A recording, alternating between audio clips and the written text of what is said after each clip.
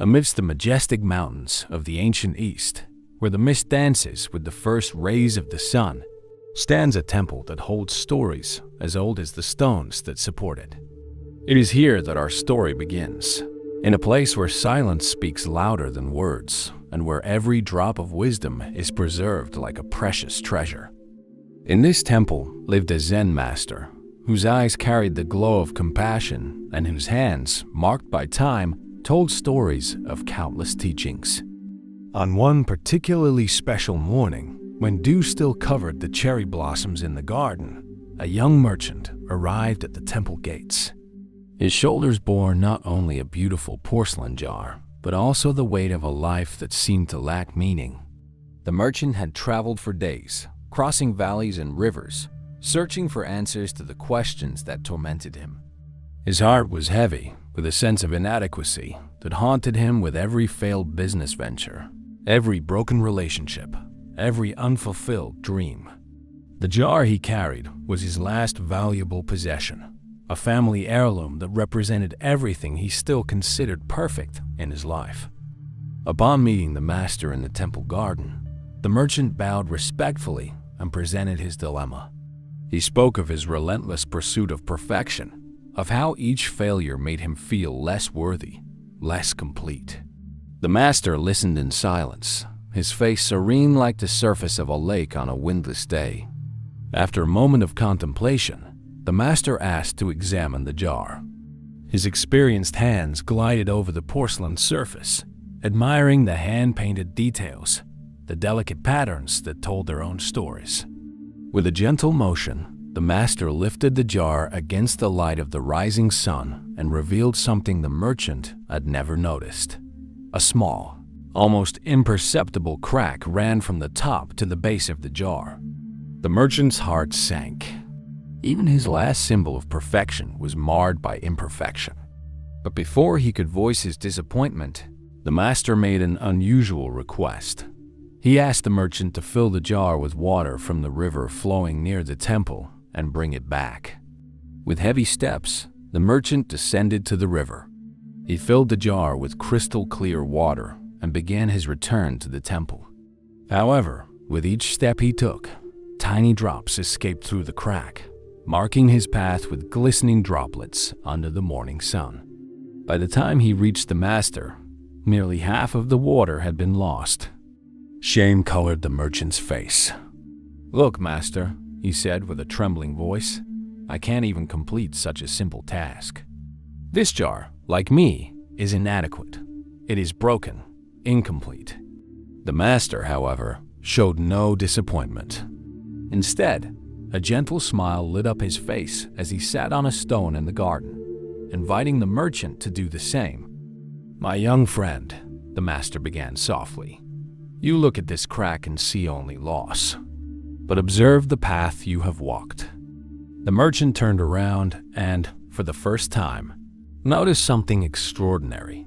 Along the entire route he had taken, tiny seeds that had been dormant in the earth were beginning to awaken, nourished by the drops that had fallen from the jar. The morning sun continued its ascent in the sky, and with it, a new understanding began to dawn in the merchant's heart. The imperfection that had troubled him so much had become a source of life, creating a path of possibilities where he had only seen flaws. The master rose slowly and, with a gentle gesture, pointed to the jar still in the merchant's hands. "This jar," he said, "is not incomplete. It is exactly as it needs to be. And so are you, my young friend. It is through our cracks that the light finds its way in, and through them that our own light can escape and touch the world."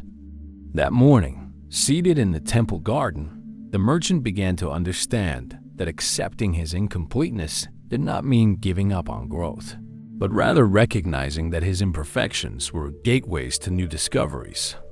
The merchant remained seated, his eyes still fixed on the path marked by the drops of water, when the master approached once more. The sun was now higher in the sky, and the shadows of the trees danced gently on the garden floor. With a serene gesture, the master pointed to the jar still resting in the young man's hands. For 7 days, the master said in a calm voice. "You must repeat this journey. Each morning, before the sun has fully risen, you will fill this jar with water from the river and walk back to the temple along the same path. Not a single step must be different, nor may you choose an alternate route." The merchant felt his heart tighten.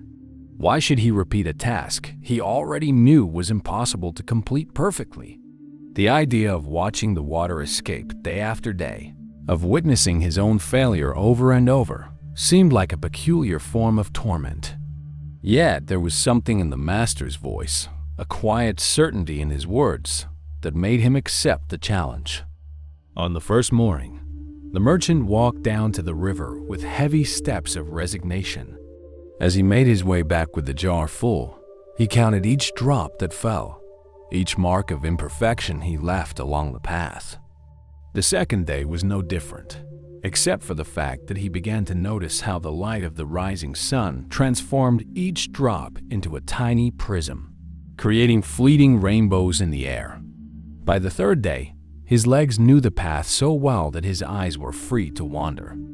He noticed how the birds followed his journey, curious about this morning ritual. On the fourth day, he saw that his footsteps had created a soft trail in the grass, not from where, but from a path of darker, richer earth. The fifth day brought a light morning rain, and the merchant observed how the drops falling from the jar merged with the rain, becoming part of something greater than themselves. By the sixth day, his steps were no longer heavy.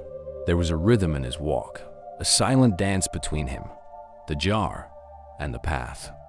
On the morning of the seventh day, the merchant woke before the rooster's call. There was a new lightness in his heart, an anticipation he could not explain. As he descended to the river, he noticed how his feet naturally found the marks left in previous days. The jar, which once seemed a symbol of imperfection, now rested in his hands like an old friend. On the way back, for the first time in 7 days, the merchant did not count the drops that fell. He did not measure how much water was lost. Instead, he realized how each step had become part of a greater journey. The path he walked was no longer just a distance between the river and the temple. It had transformed into a living testament to persistence and purpose. When he arrived at the temple that final morning, he found the master waiting in the same place where they had first spoken. The master's smile seemed to contain all the wisdom of the universe as he asked, "What have you learned from repeating the same path?" The merchant looked at the jar in his hands, at the path he had traveled, and finally understood. Every step he had taken, every drop that had fallen, every moment of apparent repetition had served a greater purpose that he could not see at first. The journey that seemed to be about carrying water had become a lesson one that taught him that each moment, each action, no matter how simple or imperfect, carries within it a sacred purpose. The sun was already high when the master invited the merchant to walk along the path he had traveled for the past 7 days. The young man noticed something different in the master's gaze. There was a silent expectation, as if he were waiting for the perfect moment to reveal a long-kept secret. As they walked, the merchant carried the empty jug, his fingers unconsciously tracing the crack that had once troubled him so much. The air was scented with something he couldn't quite identify, a soft and unfamiliar fragrance that seemed to envelop the entire path. Then, the master suddenly stopped and, with a gentle gesture, pointed to the ground along the trail. The merchant followed the master's gaze and felt his heart pause for a moment. There, along the entire path he had faithfully walked for a week, small green sprouts were breaking through the earth. In some places, where the morning sun's first rays touched the soil, tiny wildflowers were already beginning to bloom. "What do you see?" the master asked, his voice as soft as the morning breeze. The merchant knelt to observe more closely. The flowers were a delicate shade of blue, like small pieces of the sky that had fallen to the ground. They followed precisely the path of the drops that had escaped from the jug during his daily walks. What he had once seen as waste had transformed into a linear garden, a trail of life stretching from the river to the temple. These flowers, the master explained, sitting beside one of the newly formed patches of blossoms, are extremely rare. Their seeds had been sleeping in the earth, waiting only for the right amount of water to awaken. If your jug had been perfect, if it hadn't had that crack that troubled you so much, these flowers would never have found their way to the light. The merchant gently touched one of the petals, marveling at its delicacy. He remembered how frustrated he had felt with each drop that escaped, how he had seen every step as proof of his own inadequacy. Now, before him was living proof that what he had considered a flaw had, in fact, been an instrument of creation and beauty. In life, the master continued, we often cling to an idea of perfection that blinds us to the unique gifts our supposed flaws can bring to the world. Your scars, your cracks, your moments of apparent weakness, these are precisely the aspects that can bring life and healing to the most unexpected places. The merchant watched as the sunlight played among the petals of the flowers, casting shifting shadows on the ground. Each flower was a living testament to how something seemingly broken could create beauty in the world. His hands gently held the jug, no longer with shame, but with newfound appreciation. For 7 days, the master reflected, you walked this path believing you were merely completing a task, repeating a cycle of imperfection. But every step you took, every drop that fell, was part of a greater design. Your flaws were nourishing life, creating beauty, transforming the world around you in a way that a perfect jug never could. The merchant realized that silent tears were streaming down his face, not of sadness or frustration as before, but of deep understanding. Just as the cracked jug had created a path of flowers, perhaps his own imperfections, his own struggles and challenges, were also creating something beautiful that he could not yet see. A gentle breeze swayed the tiny flowers, and with it came the realization that every supposed flaw in our lives can be a channel through which unique gifts flow into the world. What once seemed like a failure had become an instrument of transformation and beauty. The merchant remained silent for a long moment, his eyes tracing the path of flowers that his daily walks had created. The master, patient as always, waited until the young man was ready to receive the next teaching. Come with me, the master finally said, rising gracefully. There's something else I need to show you. He began walking along a side trail that the merchant had never noticed before, one that branched off from the main path and wound its way through the ancient trees of the temple. As they advanced, the merchant realized they were gradually ascending, gaining altitude. The air grew cooler and the sound of birds became clearer. After a few minutes of walking, they arrived at a small natural plateau that offered a panoramic view of the entire valley. From this vantage point, the merchant could clearly see the path he had walked over the past 7 days. It was like a living map drawn on the earth, marked by the line of blue flowers now glowing under the morning sun. But what caught his attention most was something he could never have noticed while walking his path of flowers had become a guide for other travelers. From their elevated viewpoint, he could see small groups of people who had begun using his flower-lined trail as a reference. Some stopped to admire the blossoms, while others seemed to use the trail as a landmark to navigate the terrain. What had begun as the result of an imperfection was now serving as a beacon for fellow travelers. Look closely, the master said, pointing to different spots in the valley. Do you see how some travelers now choose paths different from the traditional ones, inspired by the beauty your path has created? Do you see how your footsteps, which you once believed to be marks of failure, have become guiding points for others? The merchant watched in amazement as small secondary trails began to form, connecting to his flowered path. Each new trail was like a stream joining a river, creating an organic, living pattern across the landscape. Many times, our greatest challenges seem to pull us away from the path we believe to be the right one. We feel lost, as if we are wasting time and energy. But it is precisely in these detours, in these apparent obstacles, that we discover or create paths that not only serve us, but also serve others. A gentle breeze stirred the leaves of the trees, casting shifting patterns of light and shadow over the valley. The merchant thought of all the times his failures in business had forced him to change direction, how every closed door had pushed him to seek new opportunities. "Your struggles," the master said, as if reading his thoughts, "your seemingly failed attempts are like these flowers. They mark not only where you have been, but also where others may go. Every challenge you have faced, every moment of doubt or fear, can become a point of light for someone lost in the same darkness you once knew." The sun had reached its highest point in the sky, and the merchant noticed how the shadows of the clouds danced across the valley, creating ever-changing patterns.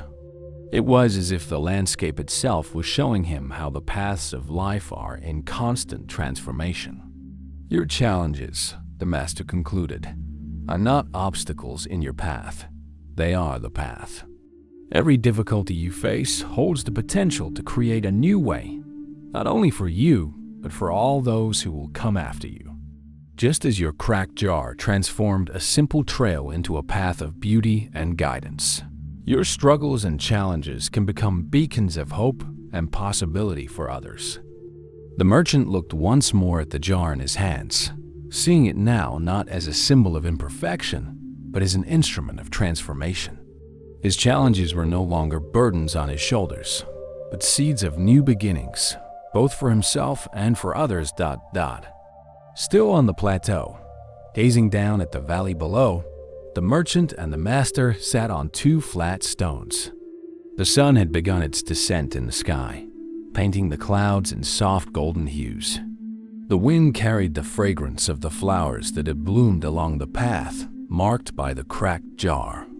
"Tell me," the master said gently, "when you first arrived at the temple, who did you think you were?" The merchant closed his eyes for a moment, recalling the weight he had carried in his heart when he first crossed the temple gates. "I saw myself as someone broken," he answered, his voice barely a whisper. "Someone who needed to be fixed, transformed into someone else. Someone who needed to be more." The master picked up a small stone from the ground and turned it between his fingers, watching how the sunlight revealed different shades on its surface. "And now? Who do you see when you look at yourself?" This question made the merchant pause. His eyes wandered over the valley, following the path of flowers his cracked jar had created. He saw the travelers now using his trail as a guide, the new connections forming in the landscape, the beauty that had emerged from what he once considered a flaw. "I'm beginning to see," he said slowly, "that maybe I don't need to be different from who I am. That maybe, just like this jar, I am exactly as I need to be." The master smiled, gently placing the stone back on the ground. "When a young tree grows," he began, "it doesn't wonder why its branches aren't like those of the tree beside it. It simply grows toward the light, responding to what each moment asks of it. Its curves, its knots, its scars from past storms, all of these are part of what makes it whole." A family of birds flew overhead, their wings catching the last light of the setting sun. The merchant watched how each bird had its own rhythm of flight, its own way of dancing with the wind. "Throughout your life," the master continued, "you have carried an image of who you believe you should be. Like a distorted mirror, that image has only reflected your supposed flaws, your apparent inadequacies. But look at this valley. See how your journey, exactly as it is, with all its imperfections, has created something that could never have existed if you had been different." The merchant felt something shift within him, as if an old knot had finally begun to loosen. His hands traced the surface of the jar, following the crack that now seemed less like a flaw and more like an essential feature of its beauty. "Each of us," the master said, his voice blending with the sound of the wind in the trees, "carries unique gifts that can only come through who we are in this moment. Not despite our experiences, but because of them. not despite our scars, but through them. The sun now touched the horizon, its last light making the flowers along the path glow like tiny stars on the earth. The merchant thought of all the mornings he had spent wishing to be different, better, more perfect. Now he understood that every step of his journey, every flaw, and every challenge had been necessary to create this present moment. Being exactly who you are today, the master concluded, does not mean you stop growing or changing. It means accepting that this moment, this exact point in your journey, has its own purpose and its own perfection.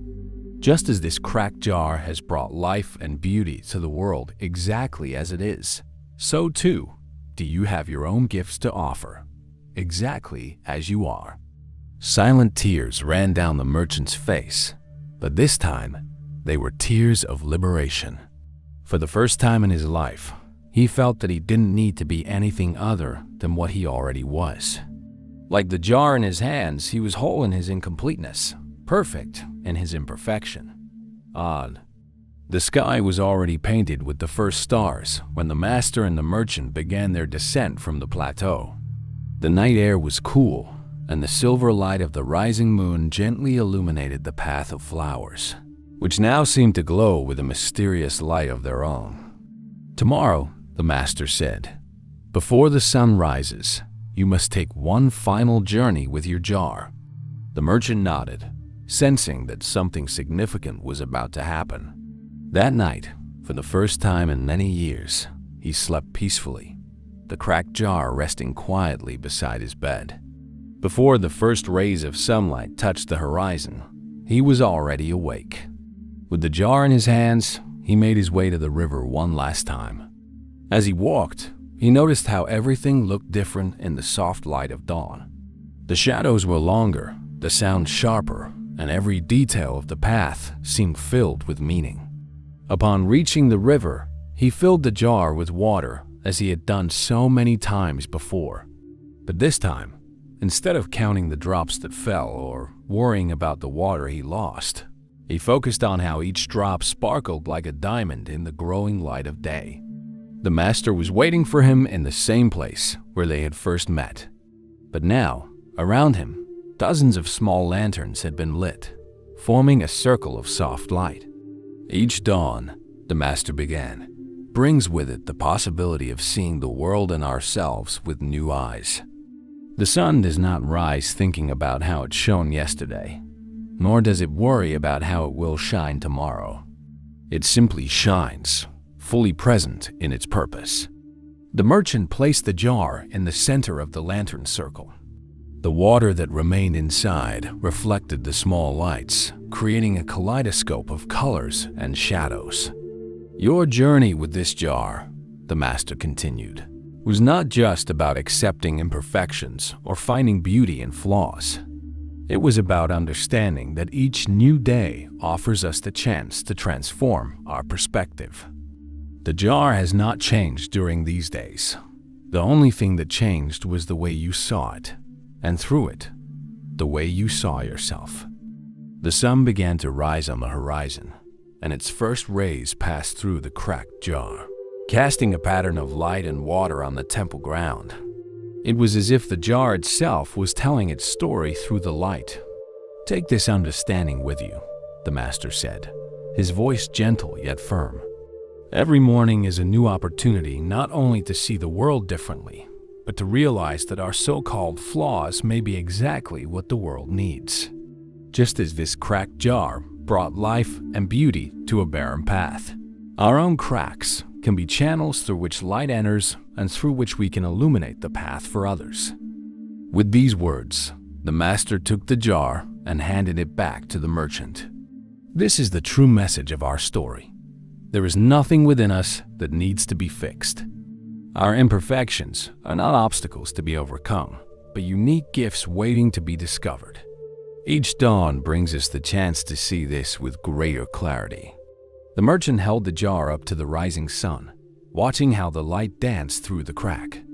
He finally understood that his journey had never been about fixing something broken, but about discovering the beauty and purpose that had always existed within his supposed imperfection.